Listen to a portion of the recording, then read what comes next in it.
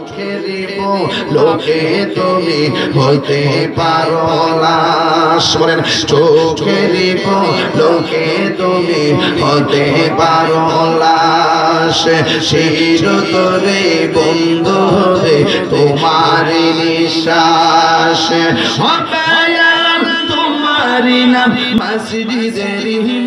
Haveli media ইসলাম প্রচারের সাথে আমাদের চ্যানেলটি সাবস্ক্রাইব করুন। আসসালাতু ওয়াসসালামু আলাইকা ইয়া রাহমাতান লিল আলামিন আল্লাহুম্মা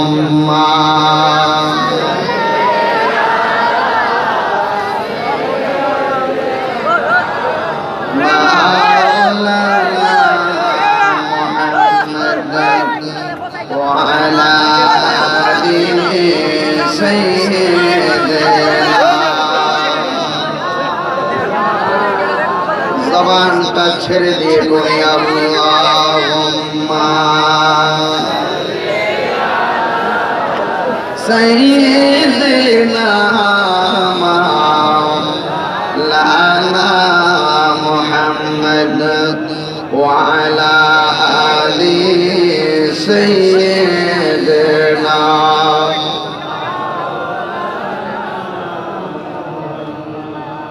বেলা যখন শেষ হইবে পাড়ের তরি পাবে না সময় থাকিতে মুর্শিদে ধরে পথ করে না সাধনা আল্লাহুম্মা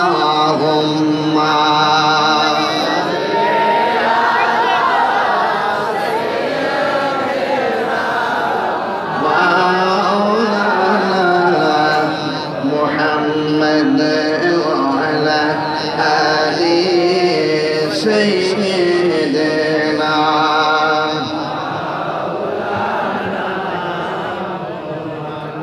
মুআজ্জাজ মুহতারাম ঐতিহ্যবাহী পাটলি গাউসিয়া সূর্যোদয় সুন্নি যুব সংঘের উদ্যোগে আয়োজিত মুহতি সভার সম্মানিত সভাপতি জনাব আব্দুল মতিন সরদার সাহেব, সহ সভাপতি জনাব জহুর আলী মেম্বার সাহেব, ইউসুফ আলী সাহেব, নুরু মিয়া সাহেব, সোনাই মিয়া সাহেব, আমার পূর্বে যিনি বয়ান করেছেন, অনেক আমন্ত্রিত অতিথিবৃন্দ, বিশেষ করে আল্লামা কারি আব্দুল হালিম ভুইয়া সাহেব, মাওলানা মুফতি আবুল বাশার আল হানফি সাহেব, হাফেজ মাওলানা কারি রুহুল আমিন আল কাদরি সাহেব, মাওলানা কারি শাহাবুদ্দিন সাহেব, মাওলানা কারি উবাইদুল হক নঈমী সাহেব, মাওলানা হাফেজ কারি মুঈনুল ইসলাম সাহেব, বিশেষ করে আমার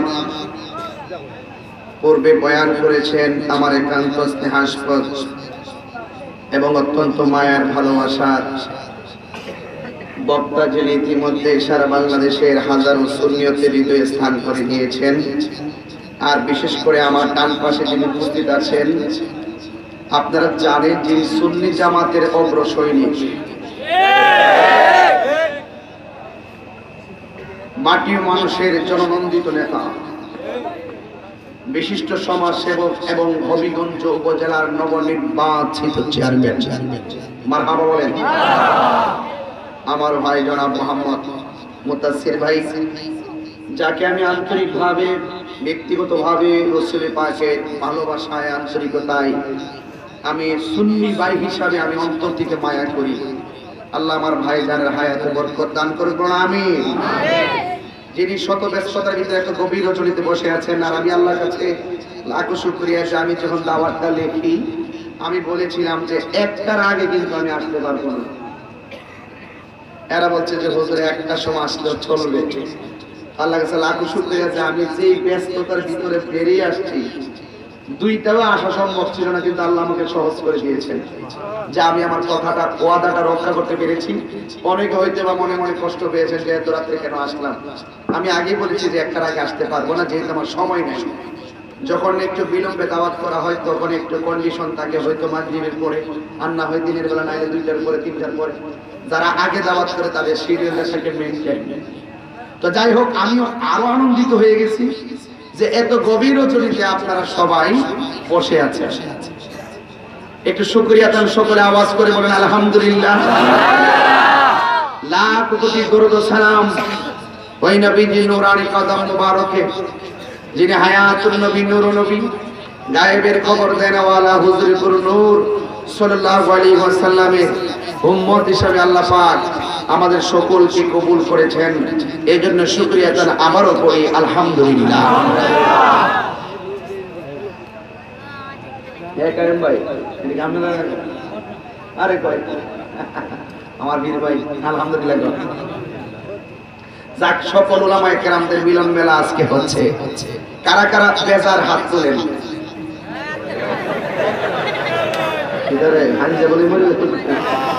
বাবা ক্যামেরাটা ঘুরেও শুনতে একটু। কারা কারা খুশি একটু হাত তুলেন।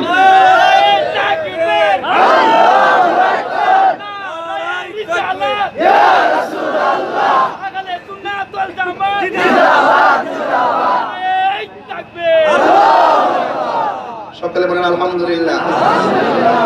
সকলে বলেন ইয়া রাসূলুল্লাহ। খুশি না বেজার? আপনারা জেনেছেন আমাকে ওয়াদের বিষয় দিয়েছেন কবর এবং হাসর। কথা বলেন ঠিক কিনা? তাহলে আপনারা জবানটা ছাড়িয়ে দিয়া বলেন আমাদের আসল ঘরের নাম কি, বিল্ডিং না কবর? রাতের অন্ধকারে লাইট ছাড়া হাঁটা সম্ভব? কবরস্থানে লাইট ছাড়া যাওয়া সম্ভব? আর কবরের ভিতরে লাইট নিয়ে যাওয়া সম্ভব? তাইলে দেখেন, এত বড় খোলা আকাশের নিচে এই দুনিয়াটা কি অন্ধকার মনে হয়, অথচ বিশাল বড় বিস্তৃতি এবং আকাশের তারকাও আছে। তারপর আমাদের একাকিত্ব মনে হয়, মনে ভয় লাগে। আর সেই কবরের ভিতরে ডান বাম উপর নিচ সব অন্ধকার। কথা বলেন ঠিক কিনা? এই অন্ধকার কবরে যদি আপনি যান, তাহলে আপনি কিভাবে থাকবেন সেই ব্যবস্থাও কিন্তু আছে। কারেন্টের লাইট দিয়ে কবর আলোকিত করলেই শান্তিময় হবে না। বাজারের দোকানের চার্জ লাইট কিনে নিয়ে কবরের ভিতরে সুইচ টিপ দিয়ে রাখলে কবর আলোকিত হবে না। এই কবর যদি আলোকিত করতে হয়, ঈমান এবং আমলকে মজবুত করতে হয়। কথা বলেন ঠিক কিনা? এই জন্য আপনারা যারা এসেছেন, যারা কবরে চলে গেছে, তারা কি আর ফিরে আসবে? আমরা যারা আছি কবরে চলে গেলে কি ফিরে আসবো? তাহলে আমার জীবনে, আপনার জীবনে বহুত মানুষের জানাজায় আপনি শরীক হয়েছেন, বহুত মানুষকে কবরে নামাইতে দেখেছেন। আপনারা বলুন, আসল ঘরের নাম কি, বিল্ডিং না কবর? আমার মা বোনদেরকে বলবো, মা ও মা, আপনি দেখেন তো আপনার বাবার বাড়ি ছেড়ে আপনি আরেকটি বাড়িতে এসেছেন। এই বাড়িটা কার বাড়ি? স্বামীর বাড়ি। কার বাড়ি? মারা যাওয়ার পরে বলবে আপনাকে এমুকের মেয়ে, এই কথা বলবে, আপনি এমুকের স্ত্রী, এমুকের পরিবার মারা গেছেন। আপনার স্বামীর বাড়িতে কবরস্থানে আপনাকে দাফন করা হবে। আপনার বাবার বাড়িটা ছিল নকল, আপনি এসেছেন আরেক বাড়ি, স্বামীর বাড়ি, এটাও নকল। আপনি আমি সবার আসল বাড়ি কি, বিল্ডিং না কবর? এই কবরের কথা যেখানে বয়ান হবে, সেখানে আসল বাড়ির কথা যেখানে বয়ান হবে, সেখান থেকে নকল বাড়িতে যাওয়া যাবে না। তাহলে আমরা আজকে নকল বাড়ির চিন্তা বাদ দিলাম নাকি? 10 মিনিট পরে আবার বাড়ি যাবেন? আসল বাড়ির কথা যেখানে আসল কথা বলা হবে, সেখানে কি নকলের চিন্তা কেউ করে? দুনিয়ার নকলের চিন্তা কেউ করে না। যদি কেউ বলে এই ডিমটা বেজাল, কেউ কিনবে? কেউ যদি বলে তেলটা বেজাল, তেলটা নকল, কিনবে না। আমরা আসলকে সন্ধান করি। আজকে আমরা আসল বাড়ি কথা বলবো, আমরা নকল বাড়িতে আপাতত যাব না। আপনারা বলেন হায়াতের মালিক কে? জবানটা ছেড়ে দিয়ে বলেন হায়াতের মালিক কে? মৌতের মালিক কে? ইজ্জতের মালিক কে? তাহলে আমরা ফিরে যাব কার কাছে? ইন্না লিল্লাহি ওয়া ইন্না ইলাইহি রাজিউন।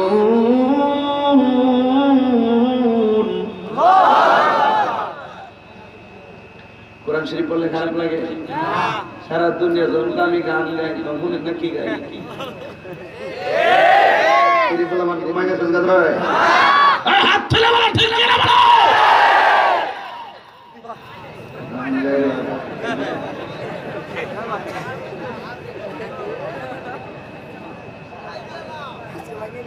একটা বাড়ি গেলাম মুবির পাগল শেষ ইনশাআল্লাহ আপনার জিকির হইতো নি আসেননি সবাই আসেননি কারা কারা দোয়া না করে যাবেন হাত তুলে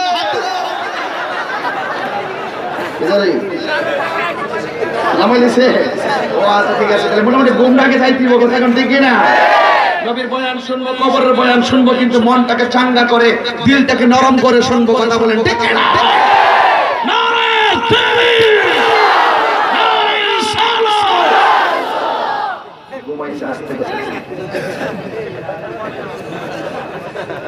এখন তেলাওয়াত যখন করবো এমন জোরে আল্লাহু আকবার কইবেন যেন এলাকার মানুষ বুঝতে পারে আয়া উঠছে কেন উঠছে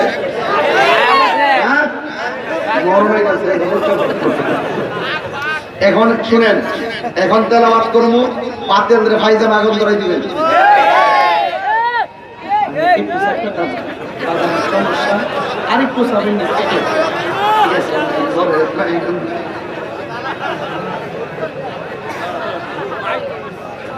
আমি লড়াইলেন না কারণ আমার পেশা অনেক আছে হ্যাঁ বুড়া বয়সে আবার দাঁত চোট করলে চাষি করবো আপনি দাঁত করলে কাহিনী ফুম আসছে না আল্লাহ হায়াত দারাজ আমিন কোন বাজান মুরব্বিরা যখন মাহফিলে থাকে আমার অনেক ভালো লাগে কারণ মুরব্বির দোয়া কবুল হয় কথা কোন ঠিক কিনা দাড়ি পাকনা ওয়ালা মানুষের প্রতি আল্লাহর রহমত বলেন মারহাবা মারহাবা একটু আমি যখন তেলাওয়াত করব উচ্চ আওয়াজে বলবেন আল্লাহু আকবার পারবেন না বাজান একটা মাহফিল করেছি মাত্র 22 মিনিট রেস্ট করছি আবার চিল্লাইতাছি বুঝেন না এটা তো আর এর ক্ষেত্রে মেশিন না যে পেট্রোল দিলে তেল দিলে চলবো কষ্ট তো আছে বাজান একটু চা খেয়ে নেই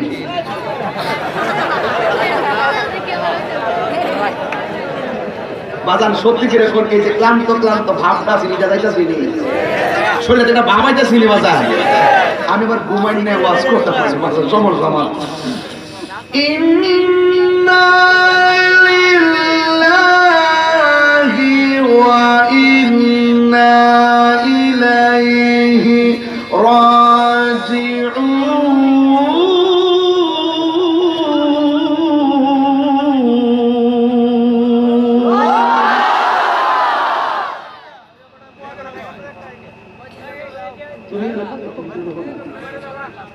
আরে কবিরাজ ভিতরে যাও না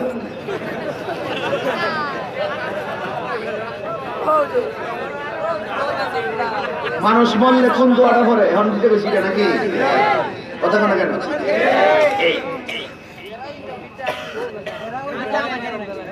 আমরা আল্লাহর দিকে কি করব ফিরে যাব কিসের মাধ্যমে মরণের মাধ্যমে কিসের মাধ্যমে মরণ মরণ দিক কেউ পালাইতে পারবে না কেউ পালাইতে পারছে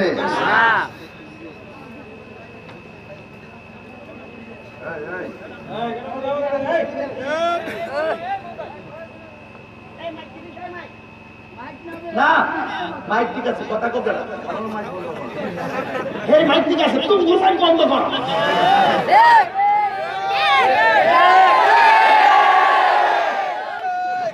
আওয়াজ হইব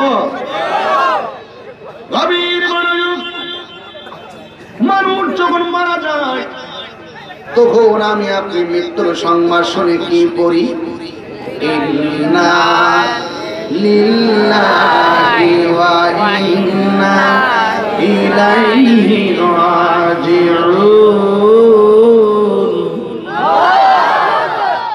এই জন্য যুবক অনুরোধ করে বলে দিয়ে যাই কেউ পৃথিবীতে থাকবে না একদিন তাহিরি চেষ্টা করলো এমন ভাবে চিল্লাইতে পারবে না, একদিন তাহিরি চেষ্টা করলেও এমন ধরনের গলাবাজি করতে পারবে না। ফুলের সৌরভ মানুষের গৌরব চিরদিন থাকে না, এমন জীবন তুমি করিবে গঠন, মরিলে হাসিবে তুমি কাঁদিবে ভুবন। কথা বলেন ঠিক না? এই জন্য যুবক আমি তাহিরি থাকবো না, নিজের চোখে কত মানুষের জানাজার নামাজ পড়াইয়া এমন একটা ঘরে নামাইয়া দিলাম যেই ঘর থেকে আর কেউ ফিরে আসবে না। আমার ভাই মুতাসসির ভাই এখানে উপস্থিত আছেন। এখন বলবেন হুজুর উনি তো চেয়ারম্যান সাহেব হয়েছে, এখানে কেন তিনি বসা? এটা কি ওনার নতুন আগমন? আমি বলি ভাই না না না, চেয়ারম্যান হওয়ার আগেও আমি তাহিরি যখন হবিগঞ্জের কোন মাহফিলের বিভিন্ন সমস্যায় পড়ে গেছি, আমার এই ভাই দৌড়াইয়া সুন্নিয়তের জন্য সেই মাহফিলে থাকতেন। নবীর প্রেমিক ওরা পদ পাইল নবীর প্রেমিক, না পাইল নবীর প্রেমিক। নবীর প্রেমিক যারা ওরা নবীর দিনেও ভালোবাসে, নবীর প্রেমিক যারা ওরা নবীর রাইতেও ভালোবাসে। কথা বলেন না ঠিক না? এই জন্য দুনিয়ার বিল্ডিং কত সুন্দর করে সাজাইছো, কবর তোমার আসল বাড়ি। এই বাড়িটারে তুমি কেমন করে সাজাইবা? ওই অন্য কোন টাকা পয়সার বাহাদুরি দিয়া ওই কবর সাজানো যায় না। এই কবরের ভিতরে আপনি যদি সুন্দর করে শান্তিময় করতে চান, তাইলে আপনার ঈমান এবং আমলকে পরিশুদ্ধ করা লাগবে। কথা বলেন ঠিক না?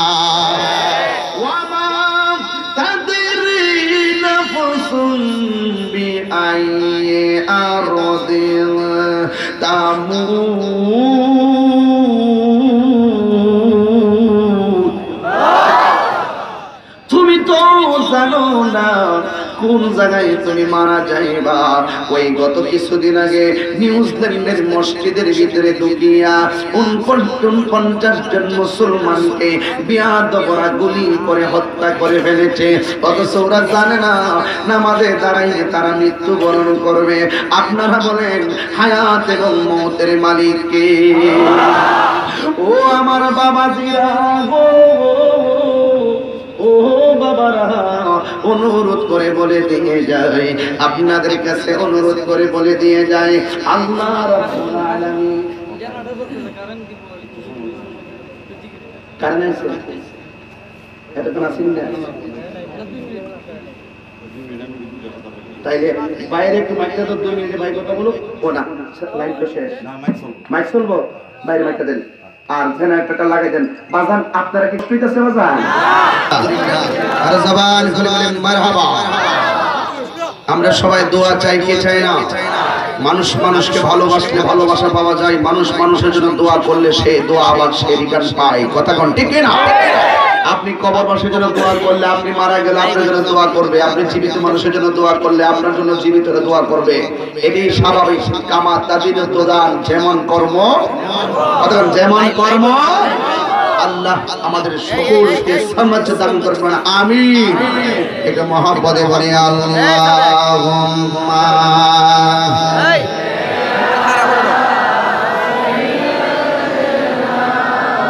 মাওলানা মুহাম্মদ ওয়া আলা আলি সাইয়্যিদিনা।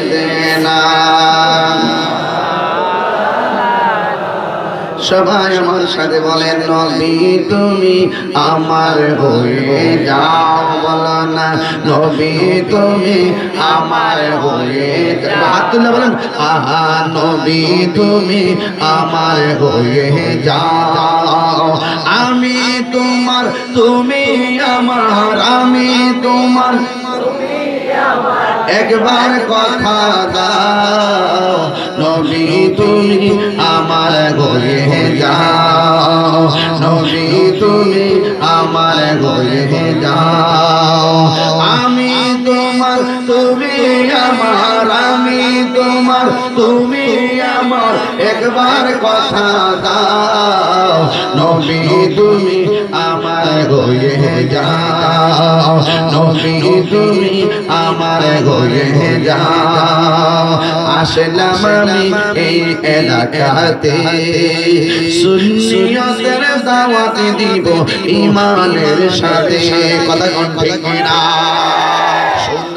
আমার মনে বাগে হেরা এ শোনো আমার পাতিলে বাগে হেরা ওরে নবীর শানকে যাও জীবনটা ভরা নবীর সনে প্রেম করিয়া বিদায় হয়ে যাও নবীর সনে প্রেম করিয়া যাও নবী তুমি আমার হয়ে যাও নবী তুমি আমার হয়ে যাও আমি তোমার তুমি আমার আমি তোমার তুমি আমার একবার কথা দাও নবী তুমি আমার হয়ে যাও নবী তুমি আমার হয়ে যাও নবী তুমি আমার হয়ে যাও নবী তুমি আমার হয়ে যাও একটা জবান বন্ধ রাখবেন না ওই কবরে নবী চাই কি চাই না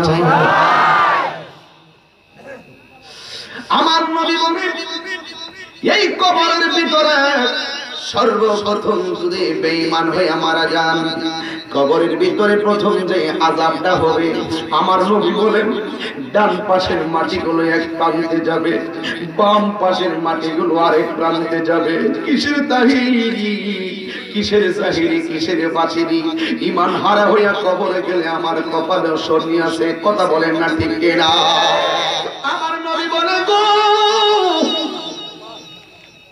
ডান পাশের মাটিগুলো বাম পাশে যাবে এ ডানের মাটি ডানে বামের মাটি বামে আমার নবী বলে বেঈমান হইয়া কবরে গেলে দুই পাশের মাটিগুলি এমন ভাবে তোমারে মাটি চাপা দিবে গো ডানের হাড্ডিগুলো বামের হাড্ডির ভিতরে ঢুকে যাবে আর বাম পাশের হাড্ডিগুলো ডান পাশের হাড্ডির ভিতরে ঢুকে যাবে কেউ বাঁচতে পারবে না গো আল্লাহু আকবার দুনিয়ার টাকার বাহাদুরি কবরে দেখানোর সুযোগ নাই দুনিয়ার কারো পরিচয় কবরে কাজে আসবে না আমার নবী বলেন এমন জোরে মাটি যখন চাপা দিবে গো দুইটা জাতি তোমার কান্নার আওয়াজ শুনবে না তুমি এমন জোরে চিৎকার মারবা দুইটা জাতি তোমার কান্নার আওয়াজ শুনবে না গরু শুনবে ছাগল শুনবে ভেড়া শুনবে দুইটা জাতি তোমার কবরের কষ্টের আওয়াজ শুনবে না আমার নবী বলেন মাটি যখন চাপা মারবো তখন তুমি যেই জোরে চিৎকার মারবা এই চিৎকার যদি দুনিয়ার কেউ 1 মিনিটের জন্য শুনতো আর কানের পর্দাটা ফাইটা যাইতো কান দিয়া রক্তক্ষরণ হয়ে যেত সাথে সাথে লোকটা শুনলে মারা যাইতো এমন ভাবে তুমি কবরে চিল্লাইবা আমার আল্লাহ রাব্বুল আলামিন হাবিব বলেন দুইটা জাতি কবরের কান্নার আওয়াজ শুনবে না এখন পাটলি গ্রাম থেকে প্রশ্ন করবেন ও তাহিরি হুজুর গো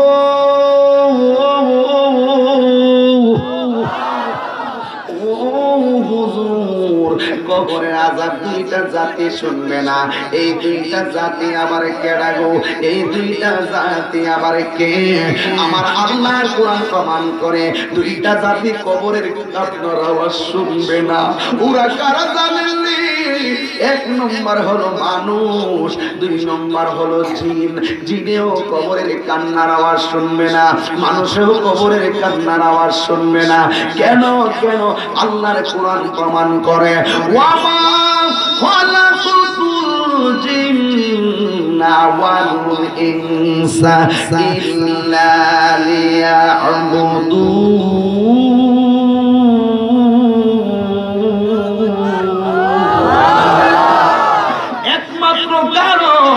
আল্লাহ মানুষকে বানাইছে ইবাদতের জন্য, জিনকে বানাইছে ইবাদতের জন্য। কারণ জিনেরও বিচার হবে, মানুষেরও হিসাব হবে। গরুর হিসাব হবে না, ছাগলের হিসাব হবে না, হিসাব হবে দুই জাতির। এই জন্য দুই জাতি কবরের আযাবের আওয়াজ শুনবে না। আমার নবী বলেন কবরের আযাব যে কত ভয়ঙ্কর, আমি নবী যদি তোমাদেরকে দেখাইতে পারতাম তাইলে তোমরা মারা যাইতা। আমার নবী বলেন আমি রজবের চাঁদনি আল্লাহর দিদারে গেছি, আমি কত ধরনের ভয়ঙ্কর জিনিস দেখছি, জাহান্নামও দেখছি, অনেকগুলা ভয়ঙ্কর জিনিস দেখেছি, কিন্তু আমি কবরের আযাবের মতন এত ভয়ঙ্কর দৃশ্য আমি দেখি নাই। চোখের লোকে তুমি হইতে পারো লাশ, বলেন চোখের লোকে তুমি হতে পারো লাশ, চিরতরে বন্ধ হবে তোমার নিঃশ্বাস। তোমার নাম মসজিদের মাইকে হবে, তাহির নাম মসজিদের মাইকে,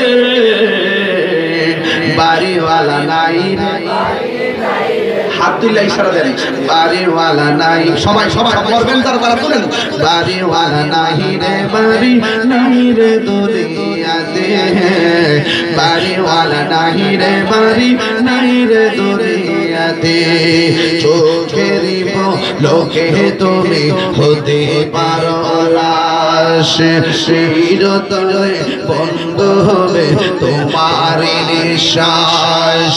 হবে তাহির নাম মসজিদের মাইকে হবে, তোমার নাম মসজিদের মাইকে, বাড়িওয়ালা তাহির যুবক ভাই জবান খোলো, বাড়িওয়ালা নাই রে দুনিয়াতে, যাদের সাথে চলছে তুমি তাকেতে দিবা নিশি। মুরব্বি আব্বা, এই মুরব্বি আব্বা হাত তোলেন। বাজান আপনি আপনার সাথে বহুত লোক একসাথে চা পান করছেন দোকানে বৈশা, এমন বহুত বন্ধু কবরে চলে গেছে, আছে না নাই? বহুত মুসল্লির সাথে এক মসজিদে নামাজ পড়ছে, এই বন্ধু খবরে চলে গেছে, আছে না নাই? আমার নিজের বন্ধু একসাথে ক্লাসমেট ফাজিলে পড়ছি ঢাকা শহরে, নাম মাহফুজুর রহমান, খাতের লেখা অনেক সুন্দর, গলার কণ্ঠ অনেক ভালো ছিল। ও আর আমি একসাথে নাচ গাইতাম, ও আমার বিরুদ্ধে দোস্ত তুই বসতে হইবি, আমি কিন্তু না দোস্ত তুই বসতে হইবি। কিন্তু এই ছেলেটা হঠাৎ করে কি যেন হইল, এই আমার দোস্তটা মাহফুজ মারা গেছে, আল্লাহ যেন তার বেহেশত নসিব করে। আমি ওই যাদের সাথে চলতে তুমি তাকেতে দিবা নিশি, জানা যাই শরীকি হবে তোমার প্রতিবেশী, যাদের সাথে চলতে তুমি নিশি, জানা যায় শরীকি হবে তোমার প্রতিবেশী। একটু সাউন্ডটা তুলে দাও। ও স্বজনেরা নিয়ে যাবে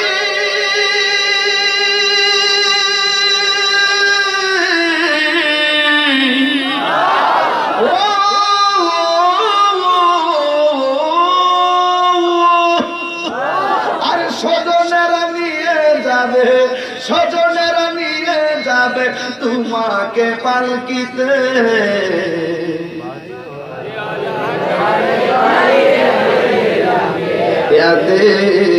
বাড়িওয়ালা নাই রে, যাদের সাথে চলছে তুমি আর তোমার বয়ে থাকতো মানুষ ছিল বাহাদুরি, বাবনি হাওয়া তুমি যে রঙ্গিনী ঘুরি, তোমার বয়ে থাকে তো মানুষ ছিল বাহাদুরি, বাবনি হাওয়া তুমি যে রঙ্গিনী ঘুরি।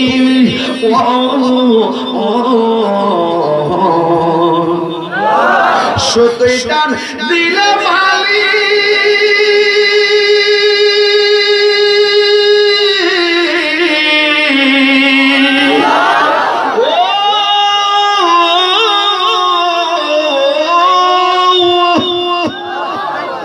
আর সুতোই টান দিলে মালিক, শুধুই ডান দিলের মালিক, পারবে না থাকিতে। বাড়িওয়ালা নাই দুনিয়াতে, বাড়িওয়ালা নাই রে বাড়ি নাই রে দুনিয়াতে। সবাই জবান করে সোজা লড়াই সারায় পড়ো। চোখেরই পলকে তুমি হতে পারো আছি যতরে বন্ধ হবে তোমারি নিঃশ্বাস, হবে আলাল তোমারি নাম মসজিদের মাইকে, হবে আলাল আমার মুতাসসির মাহের নাম মসজিদের মাইকে। বাড়িওয়ালা নাহি রে বাড়ি নাই রে দুনিয়াতে, বাড়িওয়ালা নাই রে বাড়ি নাই রে দুনিয়াতে, বাড়িওয়ালা নাই রে বাড়ি, বাড়িওয়ালা নাই রে বাড়ি নিয়ে, বাড়িওয়ালা নাই রে বাড়ি ইয়াতে, বাড়িওয়ালা নাই রে বাড়ি নাই রে দুনিয়াতে। ও আব্বারে আব্বারে, দেখেন দাড়িগুলো ছিল একেবারে কুচকুচে কালো, অর্ধেকটার উপরে দাড়িগুলো সাদা হয়ে গেছে। একদিন আমি তাহিরের দাড়িও সাদা হয়ে যাবে। ও বন্ধু, এই দাড়িগুলো কোন সময় কালো দিকে সাদা হয়ে কেউ বলতে পারে না। আমি তাহিরের চোখের গোড়াটা কেমন জানে হয়ে গেছে, এই মুরব্বীর চোখের গোড়ায় একেবারে নরম হয়ে গেছে। তোমার চোখের গোড়ায় একদিন নরম হয়ে যাইব। এই জন্য এখন চোখে যেইভাবে দেখতেছো এইভাবে আরেকদিন দেখতে চেষ্টা করলো পারবা না। আপনারা বলেন উঠান এবং পতনের মালিক কে? আগের মতো চোখে আমি দেখি না তেমন, চোখ জানি হইয়া গেছে কেমনের। আগের মতো চোখে আমি দেখি না তেমন, চোখ জানি হইয়া গেছে কেমনের কেমন। কেউ বুঝে না চোখে আমার কি হয়েছে, আমি বলি আমার মরার চিঠি এসেছে। কথা কর ঠিক না বেঠি? এই জন্য আমার নবী বলেন কবরের মাটিটা বেঈমানকে এমন করে চাপা মারবে দুনিয়ার দুইটা জাতি শুনতে পারবে না। একটা হলো মানুষ, আরেকটা হলো জিন জাতি। এই গেল এক নম্বর আযাব। আমার নবী ডাক দিয়া বলে,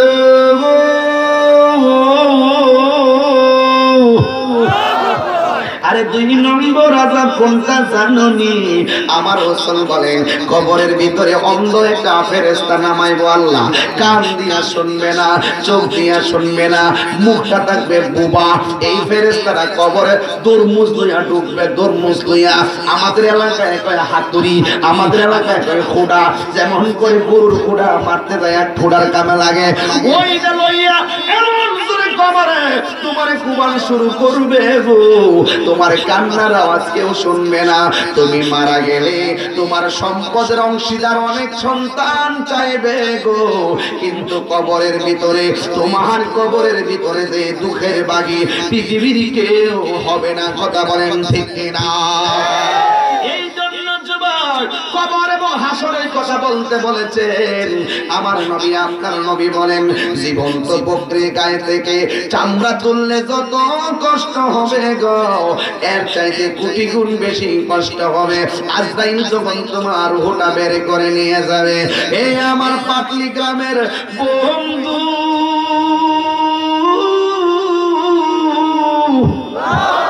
আরো জোরে আল্লাহু আকবার বলেন। আমার নবী বলেন কবরের ভিতরে একটা বিচ্ছু নামায়া দিব। কেন তুমি নামাজ পড়ো না? কেন তুমি নবীরে ভালোবাসো না? কেন তুমি হালাল খাও না? কেন তুমি পর্দা করো না? কেন ওলি আল্লাহকে ভালোবাসো না? কবরে গেলে তোমার অবস্থা কিন্তু ভয়াবহ হয়ে যাবে। আমার নবী বলেন বলেন বেঈমানের শরীরের ভিতরে একটা বিচ্ছু নামায় দিবে আল্লাহ কবরে। এই বিচ্ছুর যে পশমগুলা থাকবে সুইয়ের মতন চুক্কা চুক্কা, এই বিচ্ছুটা তোমার অল বডির মধ্যে একটা পেস মারবো, এমন ভাবে পশমগুলা ভিতরে ঢুকাইয়া তোমার ওই ভিতরটার ঢুকাইয়া তোমার শরীরটারে পচাইয়া গলাইয়া ফেলবে, কিন্তু তোমার মরণ হবে না। তুমি কবর থেকে বলবা আল্লাহ গো প্রয়োজনে একবার শেষ কইরা দাও, কিন্তু তোমার আযাব আর সহ্য হয় না, কিন্তু তোমার কষ্টের ভাগে কেউ হবে না। এই কথাগুলা বললে আপনাদের ভালো লাগবে না। কেন ভালো লাগবে না? আমরা মানুষ কিন্তু নগদে বিশ্বাসী। এই মুহূর্তে তুফান আইলে কয় দয় আল্লাহ দয় আল্লাহ, এই মুহূর্তে ঘূর্ণিঝড় আইলে কইব আল্লাহ আল্লাহ, এই মুহূর্তে তুফানে কর ফালাই দিলে কইব ইয়া রাসূলুল্লাহ, এই মুহূর্তে পেটে ব্যথা হইলে কইব আল্লাহ তুমি ভালো করে দাও, এই মুহূর্তে খুসুট খাই আঙ্গুল উঠাইয়া ফেললে চোখের পানি আসবে। কিন্তু যখন পাখি ওয়াজ করি, কবরের বয়ান যখন করি, তখন অন্তরের মধ্যে দাগ কাটে না কেন? ও হুজুর মরার পরে শাস্তি, মরার আগে যা খুশি তা কইরা লই, এই চিন্তা যারা করছে রে ওদের কবরের শাস্তির পরিমাণ বেশি বাজে হবে। কথা বলেন ঠিক কিনা? এই জন্য বন্ধু গত কিছুদিন আগে বনানীতে আগুন লাগছে, ওই কাজ ভাঙ্গা ভাঙ্গা ভাঙ্গা ভাঙ্গা ওই রশিদ টাইনা পড়তে যাইয়া আগুন দিকে বাঁচতে যাইয়া লাফাইয়া লাফাইয়া মানুষ কোমর ভাঙছে, নিজে মারা গেছে। ওই ভয়াবহ আগুন থেকে বাঁচবার লাইগা কাজ ভাঙ্গা বাইরিতেছে, কাজ ভাঙ্গা ডাকতেছে ফায়ার সার্ভিস আমরার বাজান। জাহান্নামের আগুনের শতভাগের একবার আগুনের তাপে পয়রা ধোয়ার কারণে না। আর জাহান্নামের আগুন কত ভয়ঙ্কর, কবরের আযাব কত ভয়ঙ্কর। বিল্ডিং ভাঙছো, কাঁচ ভাঙা লাফ দিয়া পড়ছো কবরের ভিতরে, আযাবের ফলে কিন্তু বের হওয়ার কোনো সুযোগ নাই। আপনারা বলেন আমার আল্লাহর গড়া কি নরম না শক্ত? আমি দেখেছিলাম ওই পলাইতে যখন আগুন লাগছে, একটা ছেলের ব্যাপারে আসছে পত্রিকায়, ছেলে নাকি আম্মারে ডাক দিছে, আম্মা আগুন লাগছে আমার বিদায় দিয়া দাও। এই কথা বলছে পরে মা পত্রিকা বেরিয়ে আসছে, বিল্ডিং এফআর টাওয়ারের পাশে হলো তার বাসা। মা পত্রিকা বেরিয়েছে, বের হইছে, হওয়ার সময় এই নামাজের মুসল্লারা লইয়া বাইছে রোডের মধ্যে মা সন্তানের জন্য নামাজের মুসল্লা লইয়া বইসা গেছে। ওই সন্তান কয় আমি আগুন থেকে পাশের বাড়ির বিল্ডিং টপকায়া যখন নামলাম আমার আম্মারে তালাশ করি, আম্মা কই পুত্রে তুই কই? আমি তো নামাজ পড়তেছি কোন জায়গায়? কতর বিল্ডিং এর বরাবর রোডের এই পাশে। সন্তান কয় আম্মা আমি জ্বলন্ত আগুন থেকে যেন বেঁচে গেছি গো, তুমি মায়ের দোয়ার কারণে। এই জন্য বন্ধু দুনিয়ার আগুন দেখা কত মানুষ কত চিৎকার করে গো, জাহান্নামের আগুন বড় ভয়ঙ্কর। এই কবরে কথা চিন্তা করে বন্ধু, আজও কানে বাসে সেই কথা বলি, কে জানে হবে যে শেষ কথা। নিয়তির ডাকে দিয়ে যে সারা ফেলে গেলে শুধু নীরবতা। 25টা মানুষ আগুনে পুইরা মারা গেছে, যার সন্তান মরছে সে জানে কত স্বপ্ন দেখতেছে এখন, সে জানে রাতের বেলা শুইয়া শুইয়া কত চিন্তা করে আমার সন্তান কেমনে আগুনে পুড়ছে। ওই মায়ের মতন দরদি আর কেউ নাই। কথা বলো ঠিক না বেঠি? এই জন্য বন্ধু ও বন্ধুরি আমার নবী বলেন কবরের ভিতরে তোমাকে যখন সাপে চুবল দিবে তোমার 70 গজ মাটির নিচে নিয়ে ঢুকাইয়া দিব। ও বন্ধু গো আমার নবী আপনার নবী বলেন কবরের আযাবের মতো এত ভয়ঙ্কর আমি কিছুই দেখি নাই। আমার নবী বলেন আমি যখন মেরাজে গেছি গো ফেরেশতাদের দ্বিতীয় মঞ্জিলে গেলাম, আমি যাইয়া দেখি আজরাইল সেখানে দাঁড়াইয়া রয়েছে। এই আওয়াজে মানি না জোরে বড় সুবহানাল্লাহ। মালাকুল মউতের নাম কি? তুমি ধরো। নবীদের কাছে ওহী আনছে কোন ফেরেশতা? জিবরাইল। হত্যা করে বড় হইছে বাগান নবীর কাছে জিব্রাইল আইছে কবা 24,000 কহিল আইছে কোন ফেরেশতা কজিবে কখনো ডরা হই মা এই তুই দাঁড়া উঠ এই বেটা সানা উঠ দাঁড়া মানুষ বানালে মনে করেছে নবীদের কাছে ওহী নিয়ে আসছে কোন ফেরেশতা বৃষ্টি নাজিল করে কোন ফেরেশতা ইসরাফিল মিকাইল কোন ফেরেশতা মিকাইল কিয়ামতের সময় সিংহে ফু দিব কোন ফেরেশতা এখনো বই হইছে সুবহানাল্লাহ শুধু একটা হুকুমের আশা এমনি রয়েছে কয়টা হুকুমের আশা কত বছর হিসাব নাই কয় বছর আর কয় বছর পর কিয়ামতের হিসাব লয়ে বইছে হুকুমের আশা কিসের হুকুমের আশা আল্লাহর হুকুমের আশা কথা কোন না কেন ঠিক কিনা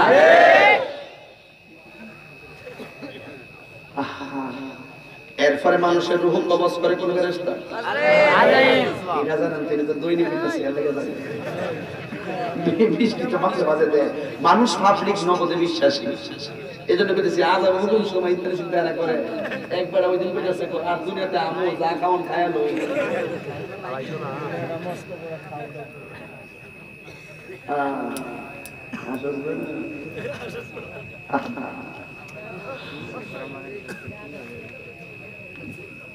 কোন ফেরেশতা নবীকে দেখা হয়েছে কোন ফেরেশতার লগে আজরাইলে দেখা হইবার আগে দেখেন কি ফেরেশতা আল্লাহ বানাইছে দেখেন কত ফেরেশতা বানাইছে আমার নবী কই আমি একটা ফেরেশতা দেখছি ফেরেশতার নাম হলো রূহ ফেরেশতার নাম কি কথা কোন ফেরেশতার নাম কি আমার নবী কই আমি দেখতেছি রূহ ফেরেশতার মাথার উপরে কিসের উপরে এই মাথার এই কুলির উপরে 1 লক্ষ চেহারা সুবহানাল্লাহ বড় রেখে দিন অসুবিধা দুই দিন করে করেন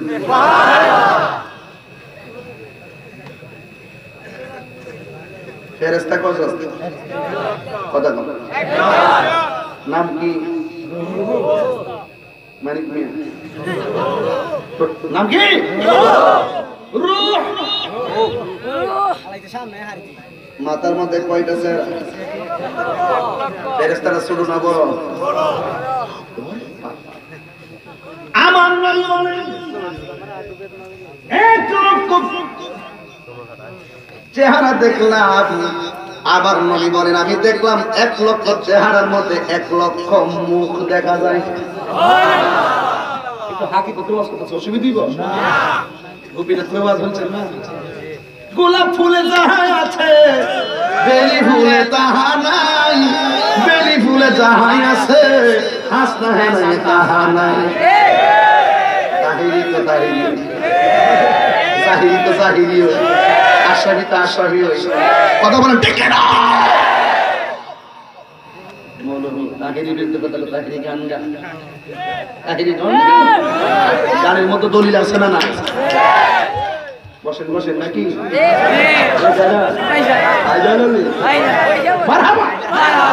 আরো চলবে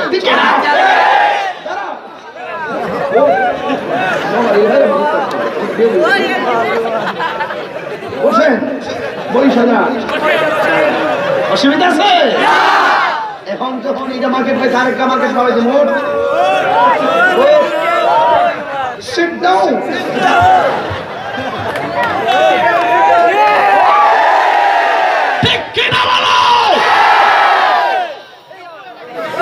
বসেন বসেন বলে জিকির করছি এরা দাঁড়াই গেছে বসতে করছি ইডি মিলে কর এ তাহিরি বসেন বসেন জিকির করে আমি কি ভাগ হইছি বসেন বসেন জিকির না বাংলা শব্দ ইডি মিলে এলাকে কিছু সিট ডাউন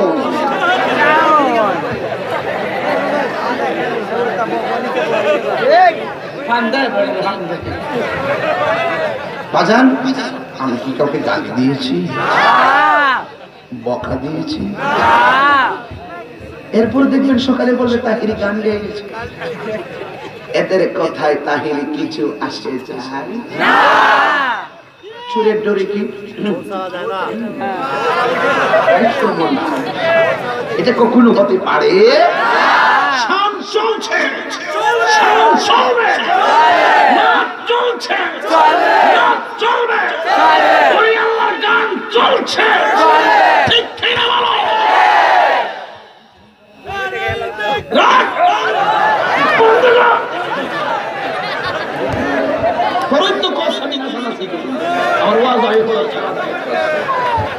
তিনটার পরে কোন বাড়ারে বয়ে থাকবো বাজান মাঝে মাঝে একটু ডাইনি বলে না পেলে শরীরটা ঠিক থাকে না। এলে কেন বাজার রেডি করি না, জীবনও করলাম রে। এক ঠেলা ওয়াজ করে দিলাম বলে আসার নামাজের পরে 1 ঘন্টা ঘুম আসে কয়ে বাজলাম বলে ফজর নামাজ আছে কয়ে বাজলাম বলে। কিছু কিছু মাহফিল আছে 10টায় শেষ, 10টায় শেষ, আর আমরা প্রেমের খেলা সারা রাত। কথা বলো ঠিক কি না?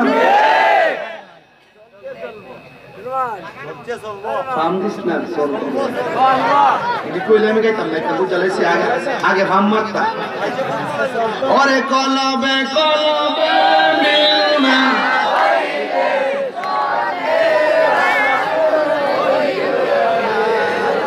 আস্তে আস্তে আমি আজকে প্রস্তুত হয়ে গেছি। সমস্যা আছে?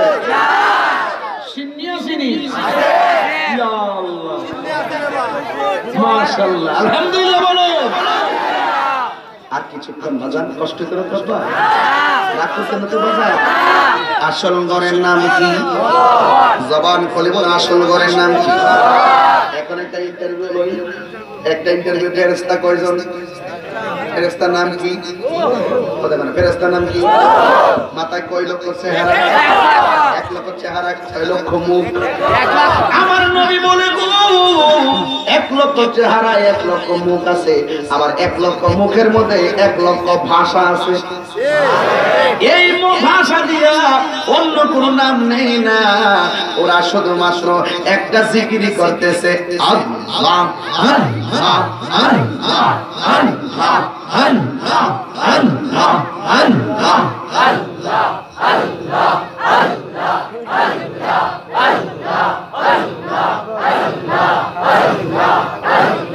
আল্লাহ। জবান খুলে বল আল্লাহু আকবার। মুখের ভিতরে আল্লাহু জিকির করে। নবী বলে আমি যখন দেখি 1 লক্ষ ভাষা দিয়া আল্লাহু সারে দেই গো, আমি দেখি হুয়ের সাথে সাথে আমার আল্লাহ একটা ফেরেশতা বানাইতাছে। ওই ফেরেশতারা গো জাতির জন্য দোয়া করে। ওই জাতিটা কোনো হিন্দু নয়, খ্রিস্টান নয়, বৌদ্ধ নয়, ওই জাতির নামই হইল মুসলমান। সুবহানাল্লাহ বলে। এমন ভাবে আমার নবী আজরাইলের সঙ্গে যখন দেখা হইছে গো, আমার নবীজি আজরাইলকে ডাক দিয়ে বলে ও আজরাইল, ও আজরাইল, আপনি একজন আজরাইলের পক্ষে এত পৃথিবীর বিস্তৃত প্রাণীর জান কেমনে কবজ করেন? আজরাইল ডাক দিয়ে কই নবী গো, পূর্ব থেকে পশ্চিম, উত্তর থেকে দক্ষিণ আমার হাতের তালুর মধ্যে লাগে। এই জন্য আমার নবী আপনার নবীজি ইন টাইমে ডাক দিয়ে বলে আজরাইল তুমি তো মানুষের রূহ কবজ করো, কিছু কিছু মানুষের রূহ কবজ করতে গেলে রগগুলা ছিঁড়া যায়, হাড়গুলা খুইলা যায়, রক্তগুলা পানি হইয়া যায়। আমি নবী জানতে চাই গো ইমানদারের রূহটা তুমি কেমনে কবজ করো গো? আমি নবীর একটু জানাইয়া দাও। এই জন্য আজরাইল ডাক দিয়ে কয় ইয়া রাসূলুল্লাহ আপনি সামনে তাকান। আমার নবী সামনে তাকাইলেন, কই কি দেখা যায়? আমার নবী বলেন একটা গাছ দেখা যায়। ইয়া রাসূলুল্লাহ নবীজি ইমানদারের মরণ এবং বেঈমানের মরণ হোক, কারো মরণ যদি গনায় আসে এই গাছের পাতা গোলাপি রং হয়ে যায়। যে এই লোকটা মারা যাইবার আগে একটা সংকেত পায়, এই গাছের পাতা গোলাপি রঙের হয়ে যায়। যখন গাছের পাতাটা জইরা পইরা যায়, ওই পাতাটা আমি আজরাইলের হাতে নিয়ে আমার ডায়েরির সঙ্গে মিলাই ইমানদারের মরণটা কোন দিন হবে, বেঈমানের মরণ কোন দিন হবে। কিন্তু আপনি নবী বলেছেন ইমানদারের মরণটা কেমনে হবে? হবে। আমার আজরাইল বলেন নবী গো, ও ইমানদারের যখন মরণের বিছানায় শুয়ে যাই গো, আমি আজরাইল একটা ফেরেশতার হাতে এমন একটা জান্নাতি ফুলের তোড়া দিয়া ওই ইমানদারের বাড়িতে পাঠাই। আমি আজরাইল যাওয়ার আগে একটা, এটা অনেক অনেক ভিতরের কথা বলতেছি বাজার, একটা সহজ না একটু কঠিন। এই মুহূর্তে ওই ফেরেশতাটা একটা জান্নাতি ফুলের তোড়া নিয়া দরজার মধ্যে দাঁড়াইয়া যায়। রে বন্ধু, ইমানদার ফেরেশতাটার দিকে তাকায়া যখন হাতের মধ্যে ফুল দেখে, ফুলের সুবাসটা তার নাকে লাগে গো। এবার ছোট সন্তান মায়ের স্তন থেকে দুধ পান করে যেমনি ঘুমায়া যায়, ইমানদার পাটনি গ্রামের ইমানদার আব্দুর রহিম মিয়া এমন ভাবে ফেরেশতারা ফুলের সুবাস লইয়া নাকের মধ্যে লাগাইয়া ঘুমায়া যাইব। আজরাইল বলে নবীজি, ফুলের সুবাস নাকে লাগাইয়া ইমানদার ঘুমায়া যায়, তখন আমি যাইয়া ওই ঘুমের মধ্যে আমি আজরাইলে হাজির হইয়া যায়। সন্তান মার স্তন থেকে দুধ পান কইরা যেমনে ঘুমায়া যায় টের পাই না, আমি আজরাইলে ওই ফুলের সুবাসে ঘুমায়া যাই। ইমানদারের ভিতর থেকে রূহটা টান্দা বের করে আনি, ইমানদার যাররা পরিমাণ টের পাই না। নিয়মিত ওয়াজ মাহফিল পেতে চ্যানেলটি সাবস্ক্রাইব করে বেল আইকনে প্রেস করুন।